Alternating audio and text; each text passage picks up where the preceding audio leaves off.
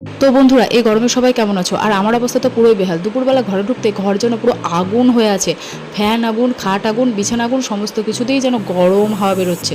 তো সারাদিন যেমন তেমন, রাত্রিতে তো একটু আরামে ঘুমাবে বলো, সেই কারণেই চলে আসলাম আমি আর আমার বর মিলে এখানে এসি কিনতে।